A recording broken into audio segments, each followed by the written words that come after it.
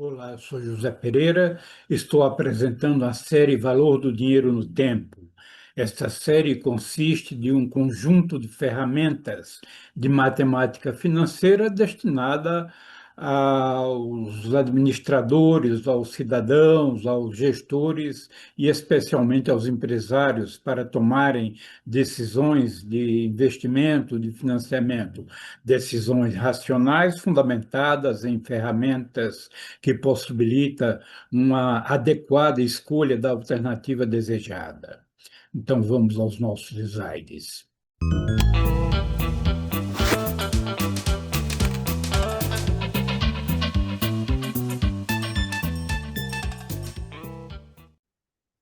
A série Valor do Dinheiro no Tempo, ela é composta de um conjunto de vídeos, serão 8 em sua totalidade. Então, esse primeiro vídeo vai tratar do contexto da administração financeira como uma usuária da importante ferramenta chamada matemática financeira. Administração financeira e matemática financeira, ou administração e matemática financeira, vamos acompanhar pelos nossos slides, que foram estruturados para facilitar a nossa apresentação e para facilitar o seu acompanhamento, você que segue o nosso canal. Administração financeira e matemática financeira.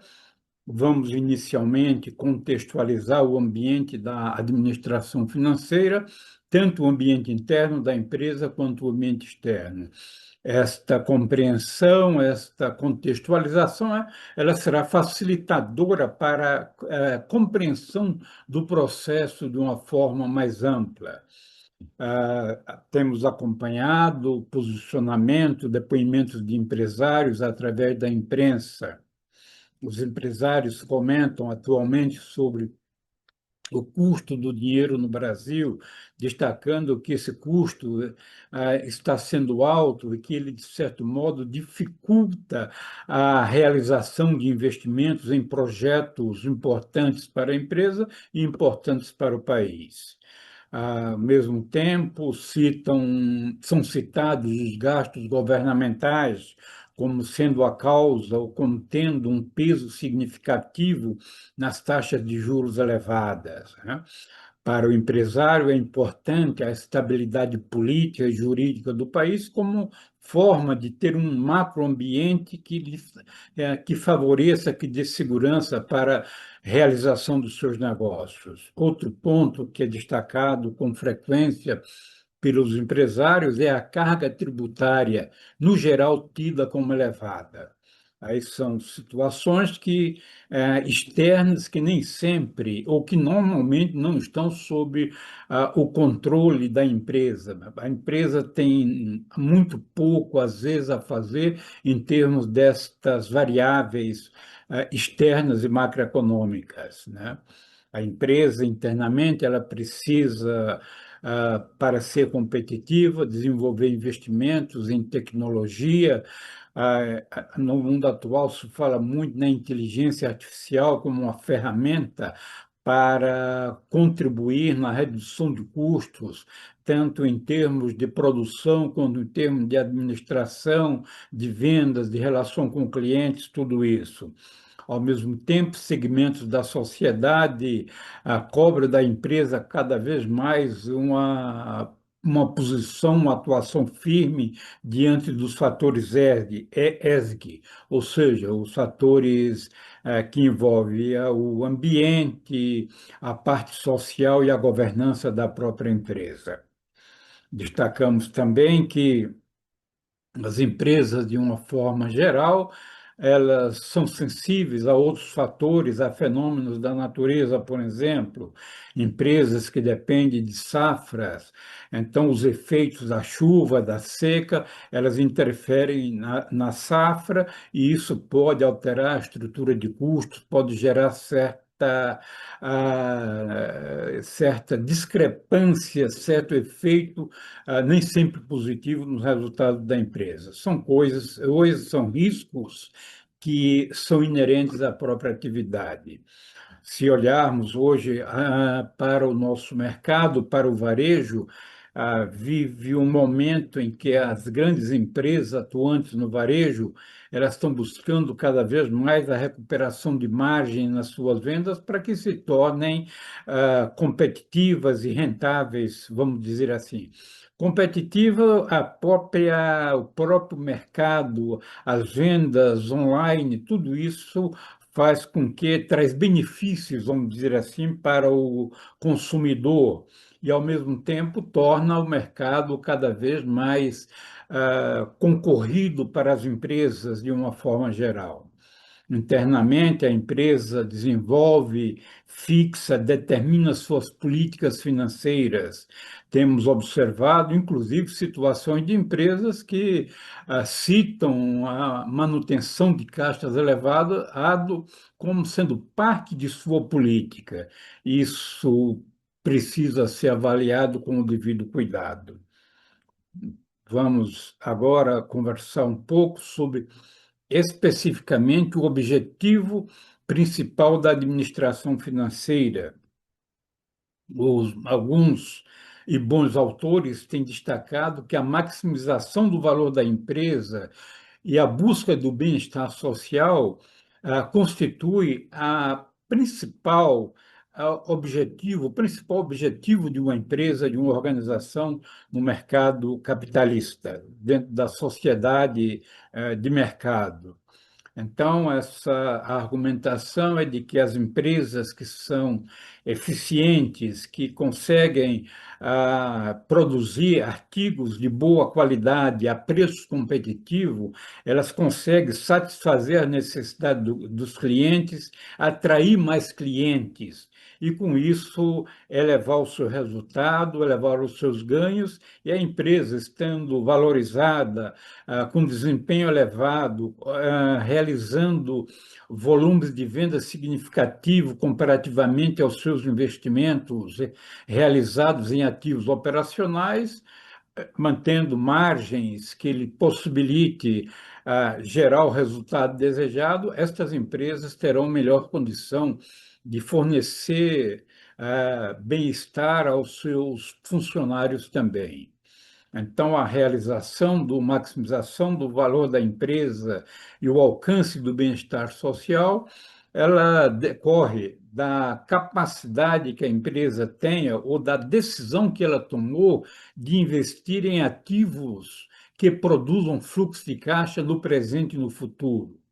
Então, os ativos devem ser produtivos, devem ser eficientes nesse sentido.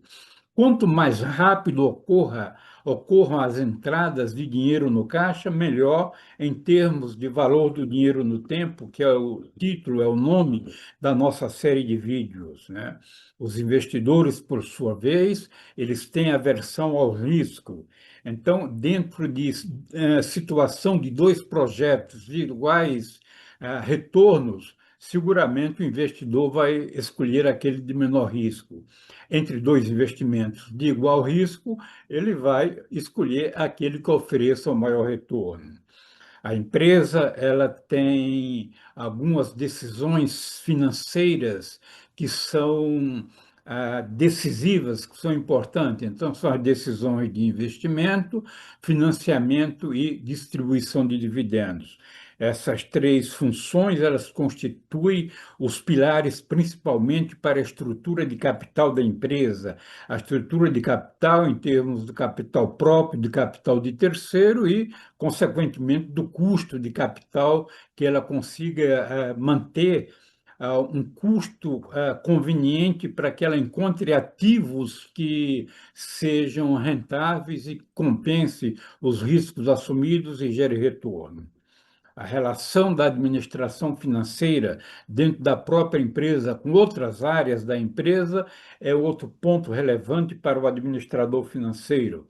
Relações com áreas como marketing, produção, tecnologia, recursos humanos. Então, cabe à administração financeira fornecer recursos a essas áreas ou buscar recursos para que essas áreas possam atender às suas necessidades operacionais em termos de projetos que venham a gerar riqueza para os acionistas. Evidentemente que os projetos precisam ser avaliados, que haja controle para que as decisões sejam efetivas no sentido de sejam tomadas a partir de expectativas positivas de geração de riqueza.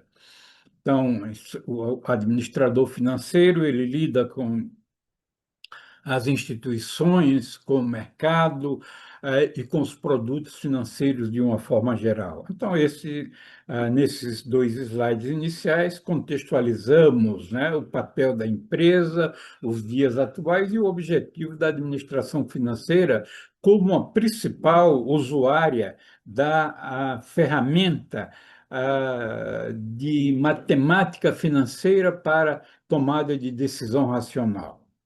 Vamos observar esta representação de um balanço, no sentido de que a gente possa fortalecer os conceitos para que eles possam ficar retidos com maior segurança. Então, uma empresa, na sua essência, conforme observamos nesse slide, do lado esquerdo temos o ativo, que é aonde a empresa aplica os recursos, e temos do lado direito a proveniência dos recursos. Esses recursos podem ser passivo, composto por dívida, ou pode ser PL, patrimônio líquido, são os chamados recursos próprios. A empresa, o papel de captar, de obter e de aplicar recursos para que ela possa gerar riqueza, tanto para os seus acionistas quanto bem-estar para funcionários e contribuição para a sociedade na forma de recolhimento de impostos, por exemplo. Então, vamos supor um exemplo em que uma empresa ela mantenha ativos que estão rendendo 7,17% ao ano. Poderia ser outro número, é que nós construímos um exemplo e chegamos a esse número, 7,17%. Ao mesmo tempo, o custo dela de captação, quando ela pega dinheiro emprestado, financiamento no banco, ela está obtendo esse financiamento a 7%. Se nós admitirmos que sobre o custo financeiro ele vai ser deduzido como despesa tributária na hora de apuração do lucro da empresa, então vamos admitir que para esse efeito a tributação seja de 30%. Então, o dinheiro captado a 7%, 30% vai ter o benefício de imposto de renda. Então, 70% de 7%, 4,9%. Observamos aqui o papel, a administração financeira, a análise financeira, mostrando que a empresa capta dinheiro a 4,9% e aplica em ativos que rendem 7,17%. Isso seguramente faz com que haja uma geração de riqueza, uma melhoria do retorno para os acionistas. O retorno sobre patrimônio líquido, nesse exemplo que nós construímos, foi de 10,1%, em decorrência dessa chamada alavancagem financeira, que consiste no uso do recurso de terceiro para melhorar o rendimento para os acionistas, para os sócios da empresa. Vamos evoluir. Neste momento, eu gostaria de lembrar para que você se inscreva em nosso canal, se ainda não tiver inscrito, deixe seu like para que você compartilhe este vídeo com os seus amigos, com pessoas do seu relacionamento que possam ter interesse nesses temas. É importante para mim, para o canal, que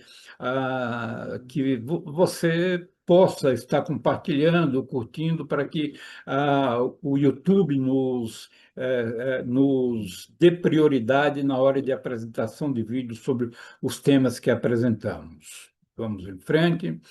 Nesse diagrama, nosso objetivo é apenas de ilustrar um uso dessas ferramentas de matemática financeira, de valor dinheiro no tempo, para fins de de gestão financeira. Então, neste diagrama, está em inglês, foi de um livro do Briha, de administração financeira.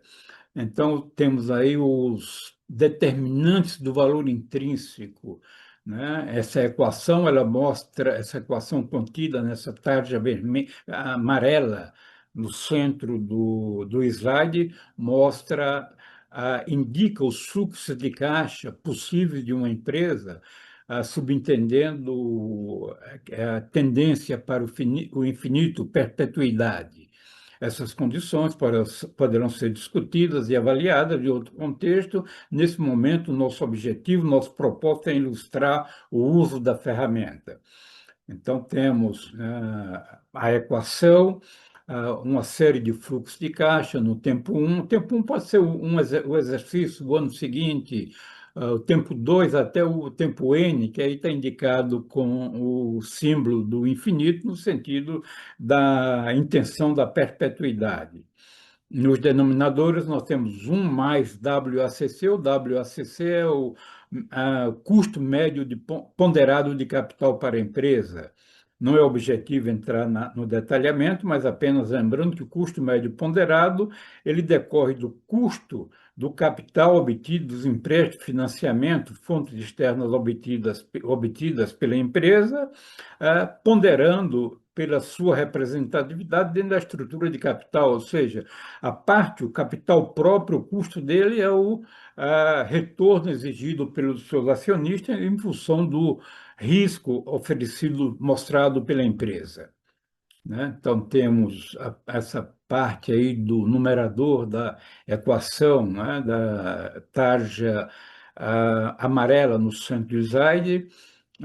O primeiro, em cima agora, estamos mostrando nesse primeiro retângulo, né? O lucro operacional depois dos impostos. Então, desse lucro operacional, que a gente chama de NOPET normalmente, tirando os investimentos necessários em capital operacional, resta o chamado free cash flow ou fluxo de caixa livre, né? O fluxo de caixa livre é aquele que a empresa pode utilizar para distribuir sob a forma de dividendos, para liquidar a dívida e para outras finalidades devidamente avaliadas.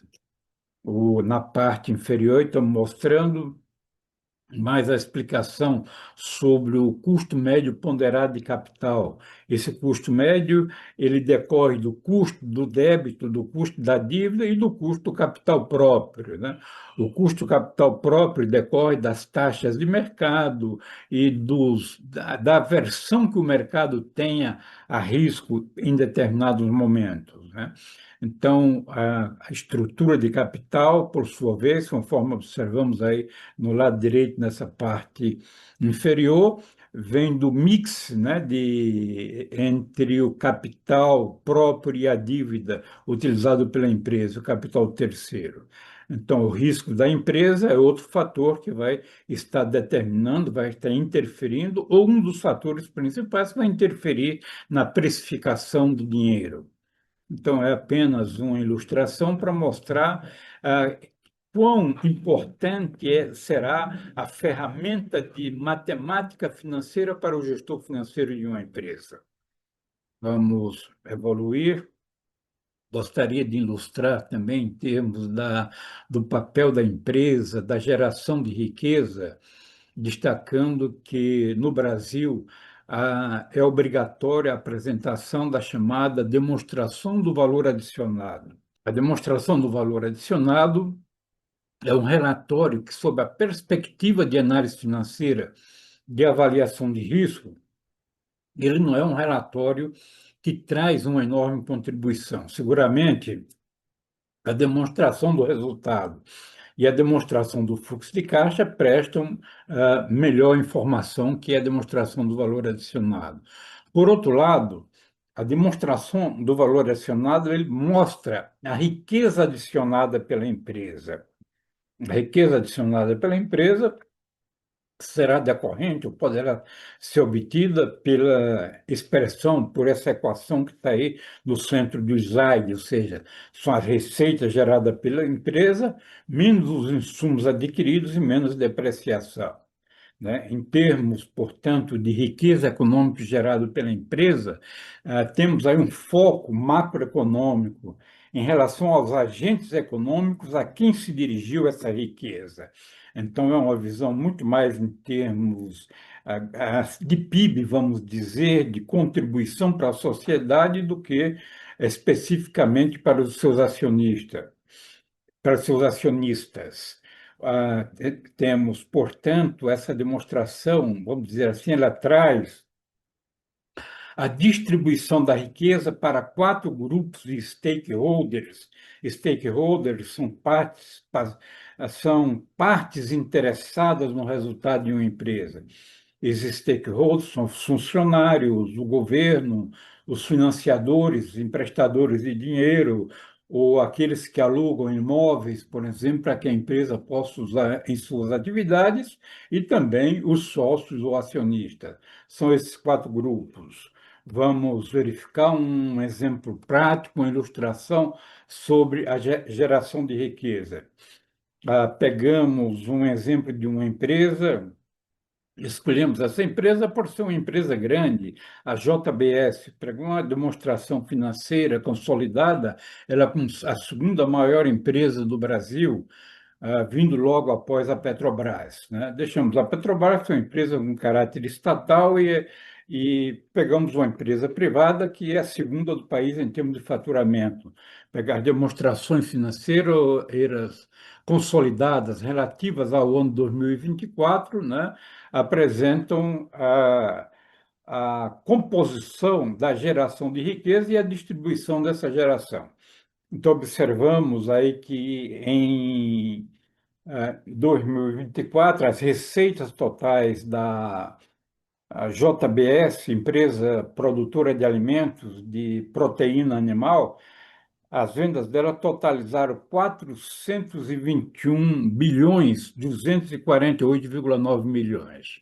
Os insumos que ela adquiriu de terceiros totalizaram 327 bilhões 45,9 milhões. Outros componentes consumidos representaram 8 bilhões 149,7 milhões. Então, das vendas de 421 bilhões, tirando os insumos, o que ela consumiu, chegou, conforme a linha 4, a um valor adicionado total a distribuir de 86 bilhões e 53,3 milhões, né? Então, valor bastante significativo. Olhando ainda na tabela ou na planilha constante aí do slides, observamos na linha 5 que para os funcionários, né, foi destinado alguma coisa da ordem de 53 bilhões 385,1 milhões, na forma de pagamento de salários, benefícios, fundo de garantia, por exemplo. O governo, por sua vez, na forma de impostos, taxas e contribuições, foi beneficiado com 7 bilhões 681,3 milhões. Então, observamos que os funcionários, linha 5, para eles foi destinado 62% do valor da riqueza adicionada pela empresa. Para o governo, 8,9%. Esses dois grupos de stakeholders, de partes interessadas, levaram 71% da riqueza adicionada pela empresa. Temos nas linhas 7 e 8 o caso da remuneração do capital terceiro, juros e aluguéis, 14 bilhões 282,8 milhões, 16,6% da riqueza adicionada pela empresa. E para os acionistas da empresa, a linha 8, a remuneração do capital próprio, foi destinado 10 bilhões 704 milhões, ou seja, 12,4% da riqueza gerada. Então, isso mostra o papel relevante da empresa como geradora de riqueza, como geradora de benefício social. Claro que o sistema existe suas imperfeições, pessoas que às vezes não conseguem emprego e dificuldades dessa natureza. Porém, o formato da produção de riqueza pela empresa, ele mostra uma vitalidade e um significado muito forte para a sociedade como um todo, conforme observamos nessa distribuição do valor adicionado pela empresa, né? O, Voltando ainda a um balanço patrimonial, a sua exemplificação, notamos do lado esquerdo o ativo da empresa, estamos destacando aí o ativo circulante, caixas equivalentes, recebíveis, estoques. Na gestão de cada um desses tópicos, né, a gestão há uma interferência da área financeira no sentido de otimizar os volumes de recursos aplicados, de buscar as melhores alternativas, né? E em qualquer uma dessas rubricas, desses grupos, a matemática financeira, a aplicação dos conceitos do valor do dinheiro no tempo serão de grande utilidade para o gestor financeiro, para o proprietário da empresa, para o dirigente e para quem tiver que tomar decisão relativa a investimentos ou busca de financiamentos. Na parte inferior, temos o imobilizado da empresa, temos investimentos intangíveis, que são a aplicação de recursos com caráter de longo prazo, normalmente. Também e principalmente nesses três blocos, entra a aplicação forte da matemática financeira como uma ferramenta auxiliar ao processo de tomada de decisão, conforme já tivemos a oportunidade de comentar ao longo deste vídeo. Do lado do passivo, temos os recursos operacionais decorrentes de fornecedores e os empréstimos obtidos juntos à instituição financeira, para citar dois exemplos. Essas fontes normalmente são fontes de curto prazo que a empresa utiliza conforme a sua necessidade e a sua conveniência. Fornecedores, de um modo geral, já têm um certo formato, uma certa tradição na relação da empresa com os seus fornecedores em tempo de financiamento, em prazo para pagamento, na obtenção dos prazos para pagamento, efetivamente. Na parte de obtenção de linhas de longo prazo, temos os financiamentos que a empresa pode obter em bancos de desenvolvimento, principalmente para financiar investimentos em ativos permanentes, em projetos de longo prazo. As empresas também contam com fontes ligadas a arrendamento, os chamados operações de lease financeiro. As empresas também podem captar recurso através de lançamento de debêntures, títulos de longo prazo, em que algumas vezes, esses títulos eles dão a opção de, ao final do seu prazo, eles serem convertidos em ações. E são apenas exemplos para se mostrar o papel da administração financeira dentro da organização e ao mesmo tempo, a matemática financeira, o valor do dinheiro no tempo, os conceitos, acompanhando todas essas decisões.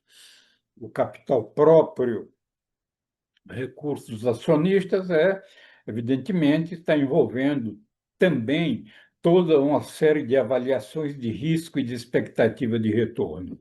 Creio que com esse slide inicial nós tenhamos contextualizado a relação entre administração financeira e matemática financeira. Vamos apresentar ou reapresentar, comentar sobre nossos livros, sobre uma bibliografia que sugerimos.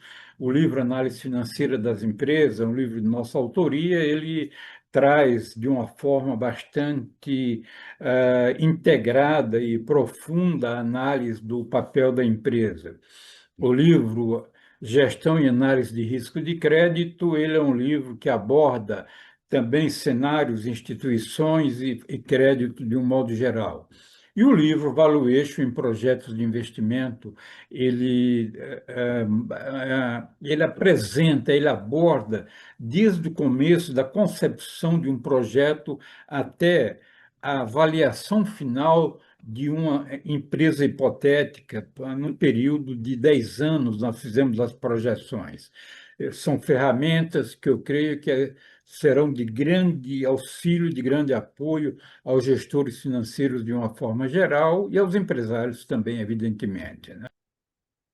Muito bem, agradeço a você que assistiu esse vídeo, desejo que ele seja bastante útil e que as informações apresentadas sejam facilitadoras para a sua tomada de decisão. Forte abraço e até breve.